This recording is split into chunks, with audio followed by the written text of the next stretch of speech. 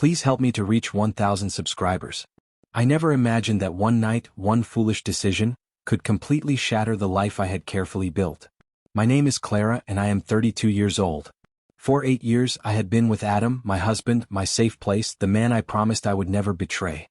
I thought our relationship was unbreakable, a bond too strong for ordinary temptations. But life has a way of teaching lessons we never expect to learn. And I learned mine the hard way. Adam was the kind of man everyone admired quietly, patient, strong without needing to prove it, and endlessly kind. I always prided myself on being the life of every room, the center of attention, and I never thought my choices could hurt him in a way he wouldn't forgive. I always assumed that he would stay no matter what. That assumption would be my undoing. It started innocently, or at least I told myself it did. I met Daniel at a work function. He was charming, confident, and everything Adam wasn't. Daniel didn't have the quiet patience Adam had. He had the thrill, the unpredictability that made my heart race in ways Adam's stability never could. At first, it was harmless coffee, brief conversations that seemed meaningless at the time, but slowly they became more than that. I laughed more when he was around, I felt desired in ways that, admittedly, I hadn't felt in years.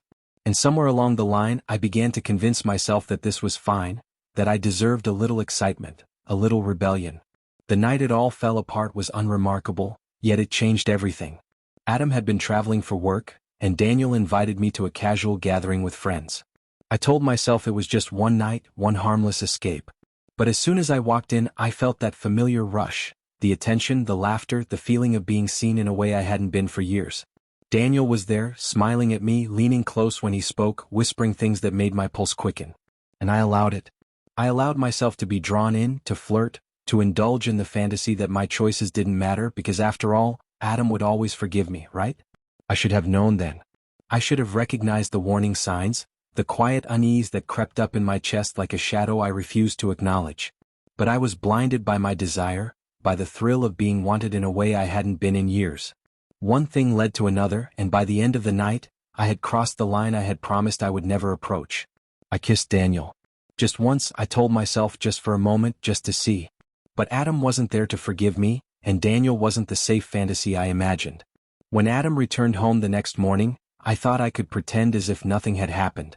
I tried to smile, tried to slip back into the life I had taken for granted. But he didn't greet me with his usual warmth. There was a stillness in the air, a silence heavier than I could have imagined. And then he spoke, his voice calm, almost too calm. "Clara," he said, "we need to talk." I froze. That calm voice, the absence of anger, carried a weight I couldn't bear. My mind raced, trying to imagine what excuse could save me, what words could repair the bridge I had burned with my own hands. But as Adam continued, explaining that he knew everything, the conversations, the flirtations, the kiss, I realized there was no way to justify my actions. Not to him and certainly not to myself. The way he looked at me that morning is etched into my memory forever. Not with anger, not with hate, but with the quiet, unshakable disappointment of someone who had loved deeply and realized that love was no longer enough to hold me.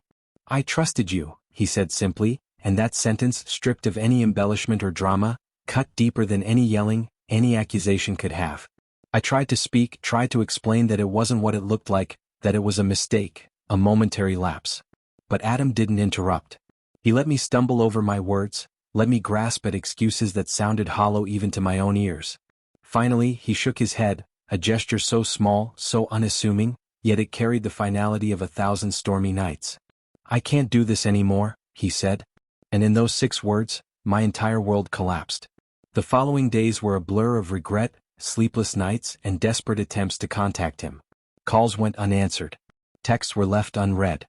The house felt empty in ways I hadn't realized it could, and every corner reminded me of the life I had destroyed. And then came Daniel, not with comfort, but with the cold realization that even he wasn't what I thought he was. The excitement, the thrill, the allure, it all crumbled in the harsh light of reality. He was a man who thrived on temporary indulgence, not commitment, and he certainly wouldn't fill the void I had left in my own life. Alone, I was forced to confront the consequences of my choices. The friends who had laughed at my flirtations, the late-night whispers of desire, the careless heart, I saw it all for what it truly was, selfishness disguised as freedom. And in that solitude, in the weight of my own remorse, I understood something I had refused to see. The life I had with Adam, the patient, kind, unwavering love, was more precious than any fleeting thrill could ever be. but understanding came too late. Adam had made his choice. He had seen my actions, measured my intentions, and decided that love alone could not sustain a relationship built on repeated disregard. And Daniel? He left as quickly as he appeared, leaving me with the echo of what I had thrown away. I replay every moment in my head, the laughter at that gathering, the subtle smiles, the thrill of being admired, and I see painfully the contrast between the life I had and the emptiness I chased. Every memory of Adam's gentle patience now feels like a ghost, haunting me with the truth I refuse to acknowledge. Sitting alone in my apartment, scrolling through photos of us, the reality hits me like a wave I can't escape. I have nothing. The man I took for granted is gone, and the fantasy I pursued has dissolved into regret.